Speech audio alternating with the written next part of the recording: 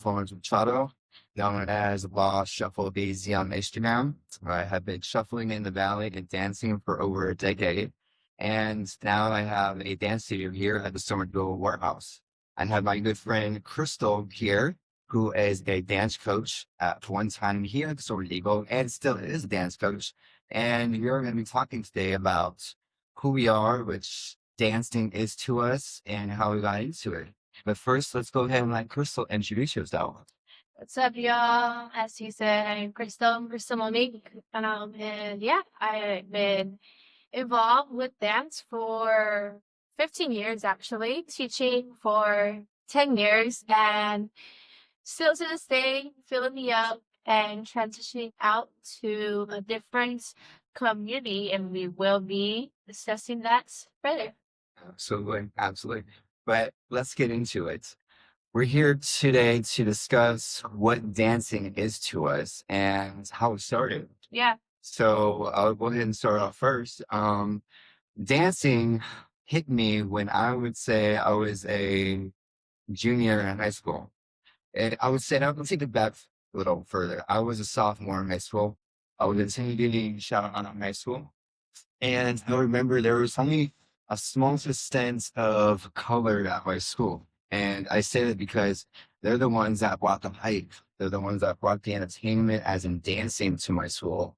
And that was the first time I really got interested in dancing. It was a footwork that was called the sea walking and the crip walk. And yeah, and so they would do that. And it was really cool because it would be like a big circle around these people, and you just want to peek in there and see what's going on. And by the time I got close, the bell rang, and I had to go to my class. But I was always interested until then I got kicked out, and I went to this place called Westview.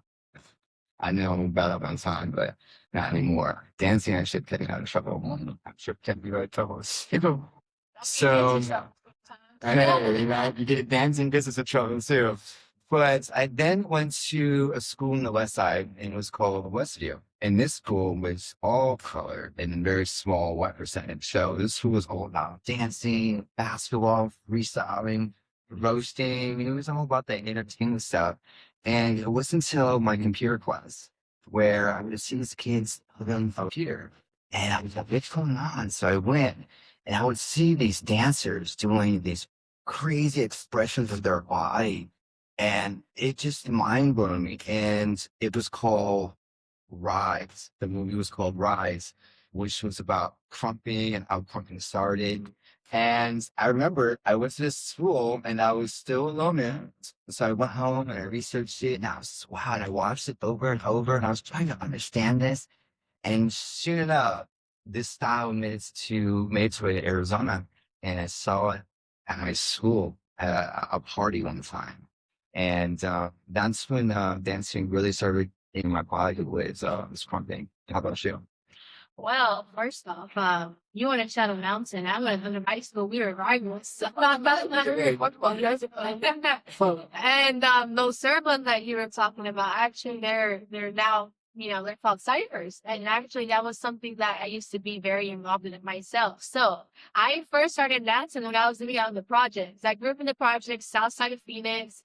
Shout out to Lulax. And so everyone knew that I would dance. So they would be like, yo, Crystal, I'll give you $5 if you do the cry being on the floor. But we with the cry being on the floor. And so I would always call out, and I would always call out people to dance battle. I was like 6, 7 years old. And yeah, we would live behind a food city. And I remember Tricolor. It's like this radio station called Tricolor or La Campesina. Yeah. And it's a Spanish radio station, and they would always have these dance battles. And my mom, she would be like the biggest hype person for me. She's like, Crystal, go. I kid you not, I went with my microwave. I went with my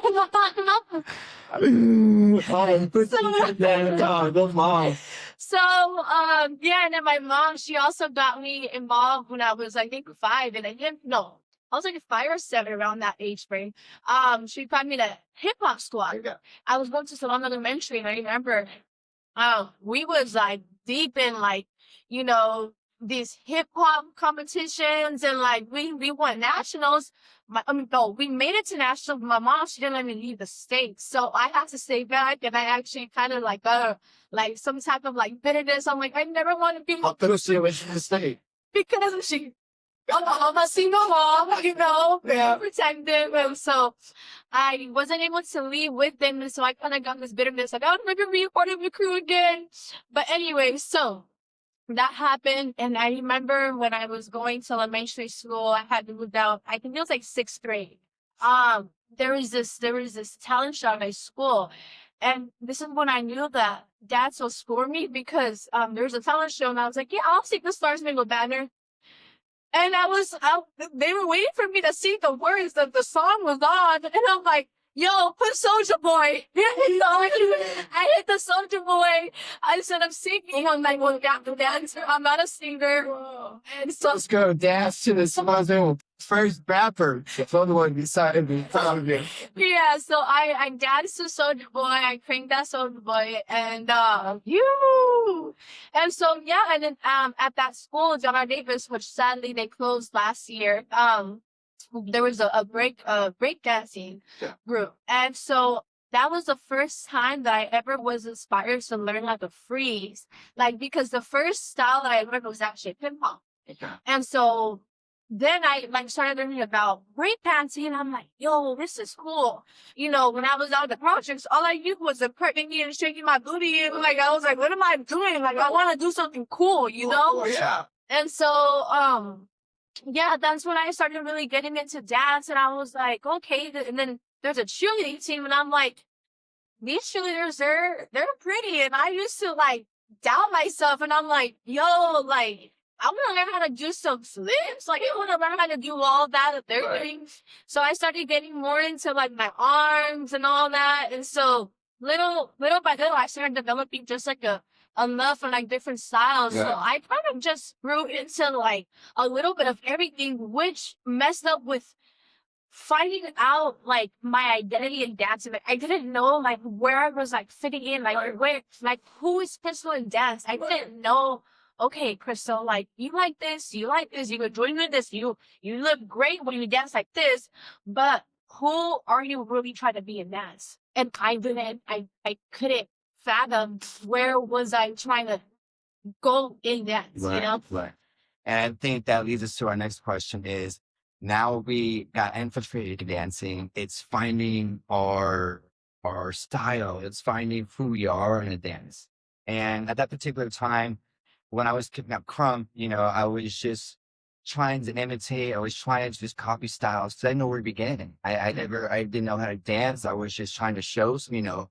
And it was funny because when I first started, I would get a big camera because we didn't have phones yet, and you put it there and you walked away and recorded and had a tape and I had to buy tapes over and stuff. And just spending hours and hours just practicing myself. But as I started growing styles, I was trying to figure out my own style because that was something that I was always particular about is finding my own style, never being a copycat or you got banged on it for bike styles. They would do this. Yeah. When you copy someone in the battle, this is what they do. Yeah, they called you, maybe on the override, they called you a biter, biting style, and then you got roasted for that. So you had to really originate. This really made you really find out what you like in your Right. style. Right. And within that one style, you overcome other styles.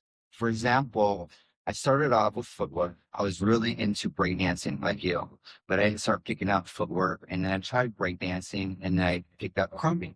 And crumping was very expressive. And for me, I was very shy at the moment when I picked up crumping. What does CRUM stand for? Crumping stands for radical uplifting melody praise. And I thought that was very fascinating and unique because I had a very big connection with God, with Christ. And I watched these artists, these dancers, in the movie Rise. Watch it; it's just a good movie. And how these dancers really develop their art from just the energy inside. And this energy could be frustration. It could be just built up from just having stress. It could be you need to let go of stuff, and you can do it in this really unique form. And it costs, you know, a lot of energy, but if you're an energetic person, it's perfect. It's something happening, right? So I picked up crumping, and then I picked up footwork, and then I picked up shuffling, and And from there, take taunting to figure tutting to b-boy and an array of styles. But I kept juggling and I tried to find my style. And the one that really favored me was shuffling, because the shuffling now it connects with everyday music. And everyday music, you have that doom, doom, backbeat. So it's really unique how it's come that far. But I would say, yes, you're right. You do have to really kind of stick with one style, just like a relationship.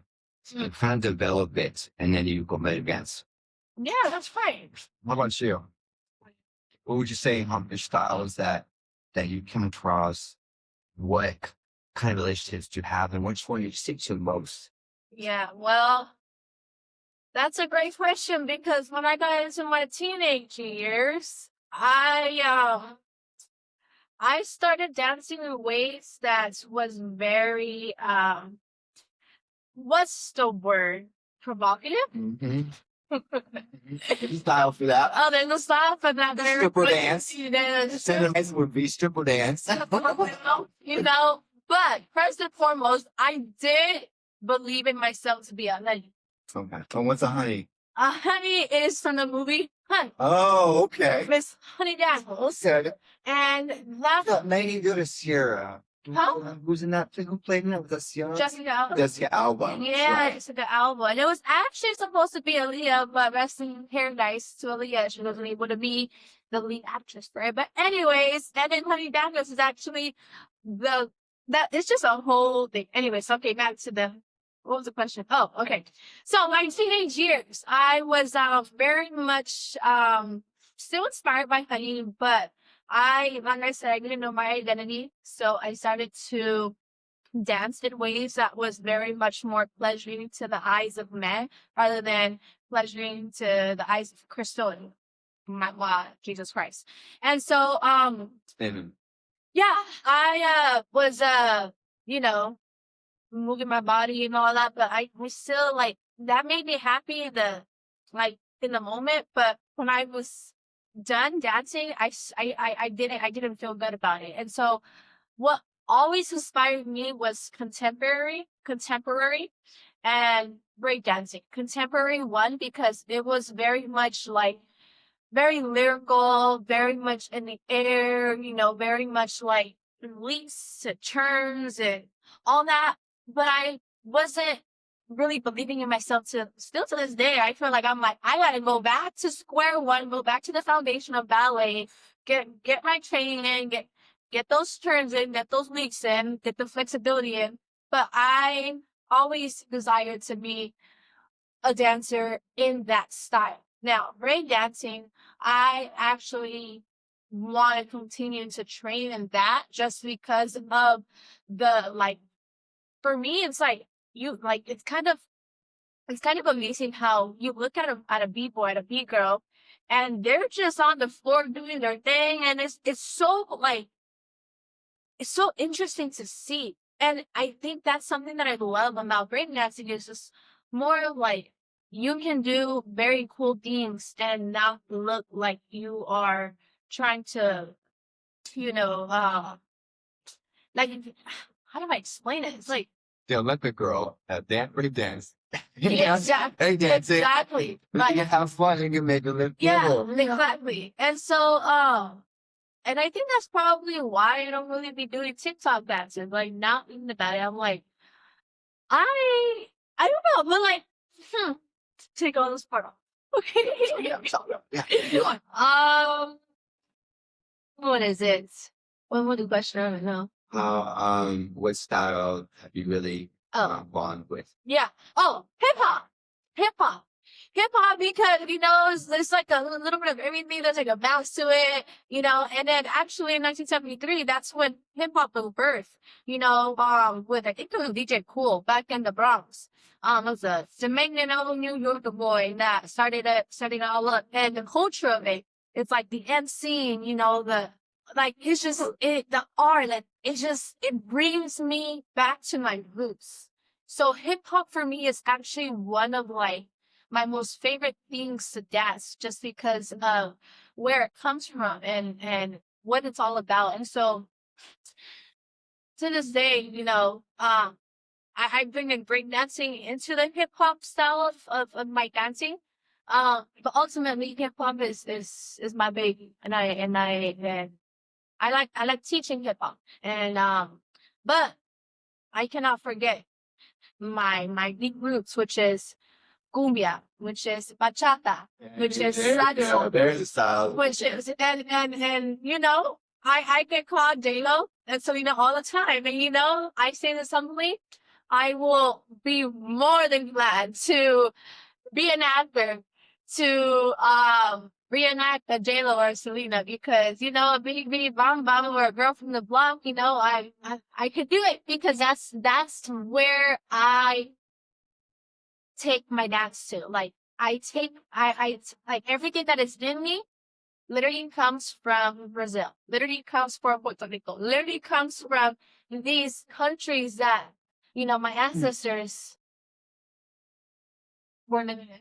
I love Brazil. I just love the people about Brazil. I love the energy. I took capoeira because of Brazilian. Anything in Brazil, I just have so much respect for Brazil because they just bring the energy. They always bring in energy and they just go 10 times over and above. And yeah, shout out to Brazil for their culture and what it brings to the table. So, so yeah. Yeah. So our next question is, let's say, how has dance affected your your personal life? How has it benefited you through your life? How in what ways has dancing been there for you? And why do you still do it to this day? Yeah. And I'll start by saying dancing has always been there as a therapy. It's going to get way. It's more body, more say. After I graduated the arts of Reiki, really started understanding that it's important to really let your body purge and release. You know, understand your body is separated from your mind, and your body has a mindset of its own. And so, from that moment, I started realizing that it's not just about shuffling and dancing. It's really just connecting with my body. And at those times where when I step in the dance floor, my body is like just over exhilarating with energy and shaking, and I made a dance is just so happy. And when I started noticing that, I was like, wow. And it really hit me hard. This has probably happened like 10 times in my life where I would dance and start crying because I've never felt so good. And when that hit me for the very first time I started crying, I was confused. I'm like, what's going on? My body is leaking. And I did realize, wow, that's when I started knowing my shuffling and dancing really has a toll on the body. Because it was a moment where I hadn't danced in a couple months. And for me, it was a long time. It was like years. Every day took a couple months. And when I danced that couple months, I just, oh, and it's the same connection I have with hiking. And same with dancing, sling fire. And the point of the saying is that when you have a bond with your body or your body has a bond with the element and it's a certain relationship and it's so passionate, it's like sex. Your body with this element is a unique combination. And whatever you want to call it, it will release. And when you have a toll or when you have witnessed that or you feel that, you will understand the terms from a dancer. You won't understand what they're talking about and dancing because it's more than just looking cool or being stylish doing moves. It's about releasing by connecting with your body. It's about building confidence with yourself. It's about unlocking moves that you didn't know your body could. And when you unlock these moves, these endorphins come and they release and they give you a reason of living, a reason to move, a reason to do things, a reason to stay connected with your body. Because overall, it's not your body. It's not your body, Crystal. It's not my body. It's the body that God gave you. When you know how to take control of it, or you know how to take care of it, or let do what it needs to do, you will have a different connection with yourself. And that equals happiness. It equals peace, it equals a connection. And that's what the heart of this podcast is. So I hope you in the audience understand what dancing is to us and why us coaches and us teachers do it to this day. I'm 37 and I've been dancing since 16. 16 is when I saw people move their feet at my school. And later on, I got kicked out into different school for reasoning and picked up different styles. But when you connect with somebody, you won't understand that there's a passion behind everything. And when shuffling came into my life, the music was shuffling these days, electronic, uh, there's rave, there's EDM, there's fidgets, there's trance. Trance, I'd say, would be emotional touch with EDM. I would say out of all the EDM music, trance would get you the hardest because trance starts out so smoothly, so beautiful, so soft. And then it dives in. By the time you know it, you're in the trance and thoughts are through your head and you are just releasing because trance is so beautiful. So beautiful. So I recommend everybody finding a trance song, give it a shot, and understanding what that feeling is. But EDM has some unique connections to overall other songs. That's why I choose shuffling. Shuffling has build up, a little bit of trance, a little bit of EDM, a little bit of everything. And then your footwork's like a video game. So that's why I chose shuffling. That's why I still dance to this day. That's why I still do it because it means that much to me. And I know a lot can be something to you, but I would love to hear what Crystal has to say about dancing. Yeah, so when I was 15, I actually was given the opportunity to teach GTS. And something that I grew up to like I grew to learn is like when you have an opportunity, even if you don't feel qualified to actually fulfill that role and that opportunity, still take it. Still take that opportunity because you never know what's going to be on the other side of after when you accomplish that role and that goal. And I say this because I didn't feel qualified to even be an instructor. I was still learning how to even be the dancer, how to even be a professional dancer in that sense. And so, dance for me in that time, in 2015, actually, in that time for me was very much life-saving because around that time I was so depressed. I literally, for crying out loud, I tried to take my life away 3 times.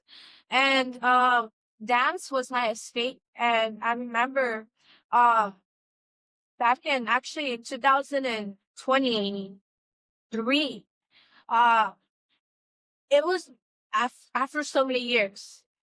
It was one of the first times where I actually started dancing and crying and praising and laughing and rejoicing all in one time. Like all at the same time. It was like a all in one. And that's when it clicked to me. That's when it clicked that my dance was resilient. That my dancing was full of resilience. And that's when I started to call my dance resiliency dancing. Wow. That makes sense. That's beautiful. Wow. Yeah. And it was because of all that I had to go through. Hmm. All that I had to go through to push myself to continue to believe in myself as the instructor that I am. I was teaching kids the same age as me. I was teaching kids that were the same age as my siblings. And now that I am far past that time in my life, I needed to take a step back. Hmm. And I needed to retire from teaching quinceañeras. And I say this to all of my past and former students. I did this for you guys because I want you guys. Well, I did this for my son, but the decision that I made was not to reject or was not to dismiss any of you guys. It was because I needed to show you guys that were all a part of my journey as I went to your guys' houses and I had you guys come to studios to teach. I want you guys to see what God, Jesus Christ, can do to someone that started from the bottom. So I have chose to branch out and I have chose to dance for different communities and be a part of different communities and be the change in different communities because quinceañeras, honestly, for me, were limiting what I can do. Hmm. It was only limited to what the quinceañera and what the industry is made of. Hmm. But after I made this decision, I literally started to get opportunities to choreograph for the Goodyear Ballpark, to choreograph for musicals, to choreograph for different events that if I was still committing my evenings to these quinceañera practices, I probably wouldn't have been able to do any of that. And so I started sending out assistants to go do everything for me. And I just was like, you know what? Dance for me is a gift. And if I don't store this gift carefully, it will be taken away just like anything else that is taken from us when we don't care for it carefully. Mhm. And so I chose to go work in elementary schools with a wonderful crew that I can grow so much with. And I get to teach kids about kindness. I get to do this through dance and through skits. And I get to now teach Down syndrome. I get to now teach dance classes to Down syndrome students.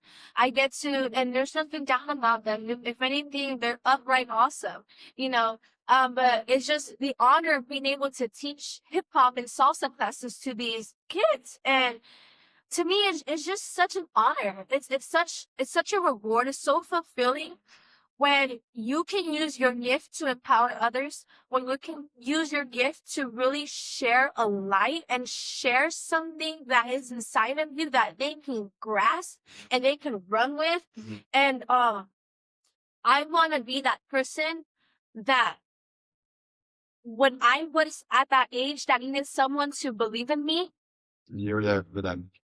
exactly. Yeah. They were there for me at that time, and I want to be that for somebody, meaning that same exact, that's having that same exact void that I have. Amen.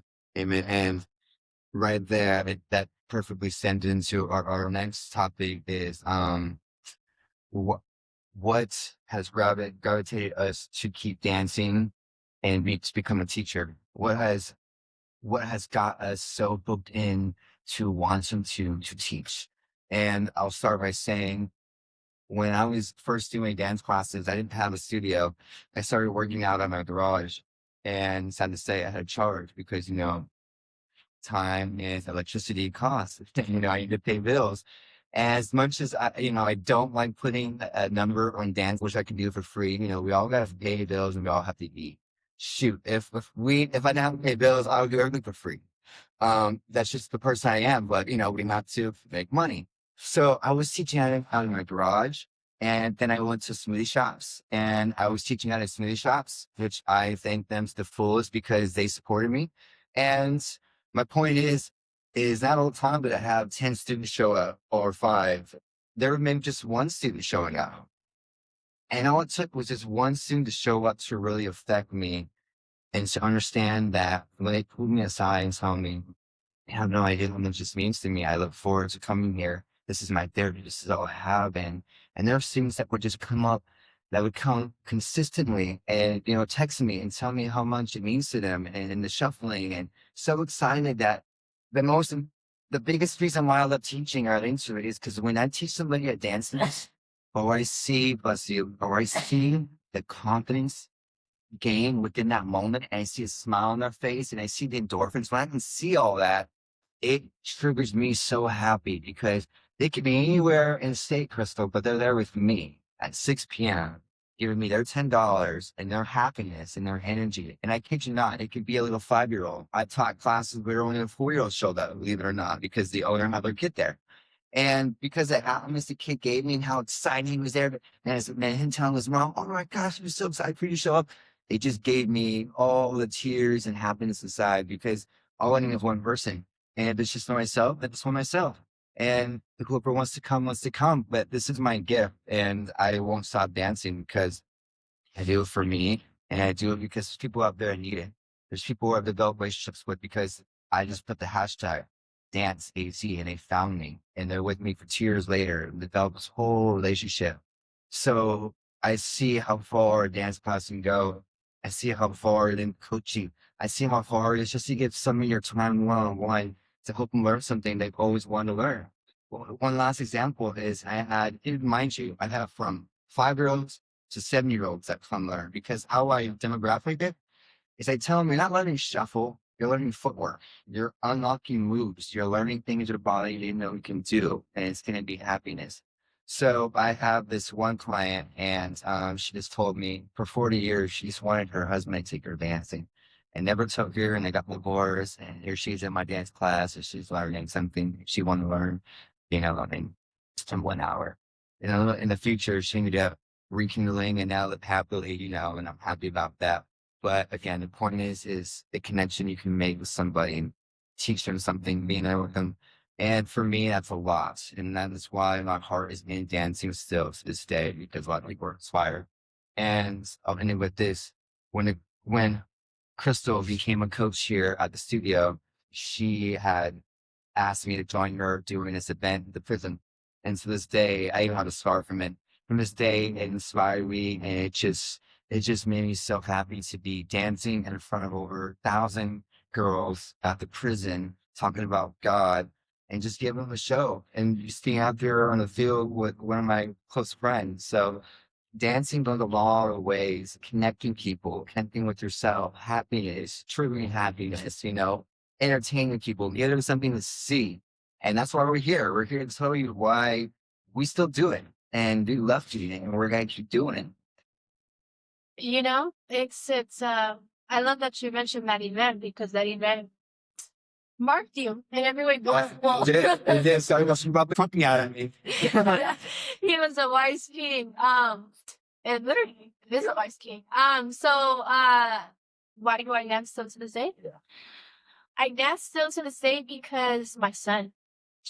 Yeah, that boy, he is inspired by his mom, and I want to be the one that continues to help him, pursue what he's growing to be, and the passion that he is growing to have. And so, yeah, when I mentioned 2023, when I realized my dance was resilient, I knew that I would never stop dancing, because my dancing is praise up to God. And so I dance different now. I dance very different. I always tell a story through my dance. There's never a time where I'm dancing just to dance.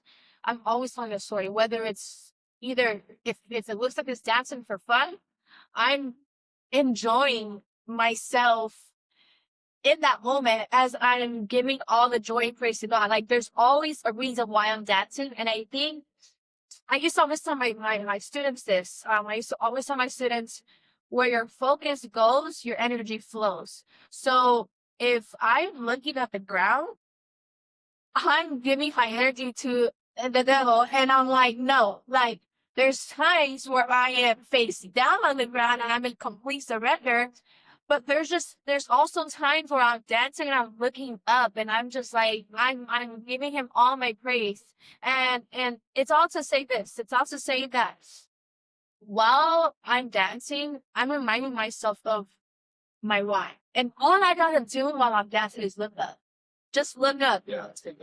And until he tells me, all right, daughter, I want you all right, daughter, I want you to touch, I want you to lock it, I want you to get another, what's the word? Captivate, somewhere too. No. Like, until the Lord tells me, all right, daughter, I want you to learn something new, or I want you to serve me in a different way. Okay. Then that's when I'll stop dancing. If the Lord ever tells me, daughter, you have taken dance way too far, there's just some things that you're doing right now that I'm not so happy with, that's breaking my heart.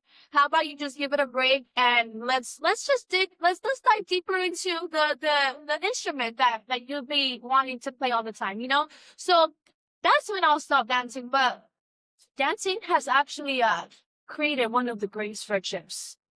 When you go to dance classes, and you feed off of everybody else hyping each other up, and they are like gravitating towards you, and then it brings something out of you, and you're just like, oh my goodness, I love, yeah. Oh, man. And then it's just something comes out, something activates. Yes. Yep. And it's the community. There's It's you guys. Literally. It's you guys. I'm literally. And to me, it's so fulfilling. it's so rewarding. It's so just like Can I explain it? yeah, like Explain it. it's just like it's just amazing. It's so amazing, and so that's why I keep dancing because my son is looking up to me, and he has some break dancing moves that if he lands a windmill before I do, I'm in trouble.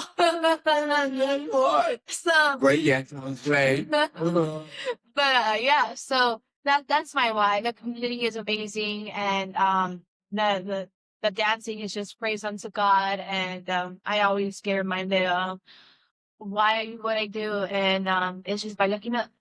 Amen. Amen. And I think, that being said, I think that's enough. But I think that's a lot of information as of right now. This is going to be an ongoing thing. Well, we're going to be talking with more artists. We're going to be sharing more about what we do and how we do what we do and keep going how you guys keep us going. So this podcast is really to help people understand who we are and how we want to help the community grow. And we have hotspots here and on the other side of town where you can always connect. So as for today, give me an answer. Any last words of wisdom? Yeah, yeah, that's what it was. So yeah, matter of fact, thanks for asking.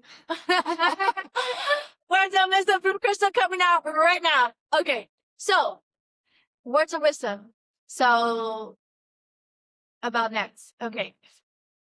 When you're dancing, know that you are in control of how you move your body. Your body is moving to the beat. You're not trying to force your mind to get the beat down so that your body can move to it. So always know that it's mind over matter. Okay? And that actually not make sense. Hold up. I put myself on the spot. All right. All Okay, here we go. Let me think. Words of wisdom for you dancers. When I started dancing, words of wisdom that was passed down to me was fake it till you make it.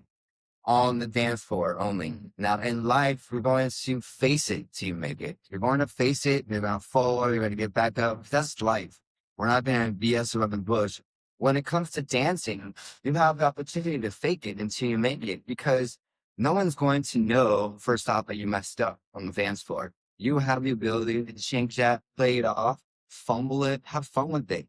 Dancing is not meant to be taken seriously. Let me repeat that. Dancing is not meant to be taken seriously. Do not beat yourself over it. It is something for you and your body to connect with. It is something for you and the beat to connect with. You don't always need a song with words. You just need a tune and a beat. So don't be stressed over learning the moves. Practice makes perfect. There's times to this day where I practice and I feel like I suck. I feel like I'm just trash, but people are telling me you're so good and all this stuff and everything. So it can be a hate-love thing. And again, you're your own pace. So have fun with it. And we're here to help you learn. Yeah.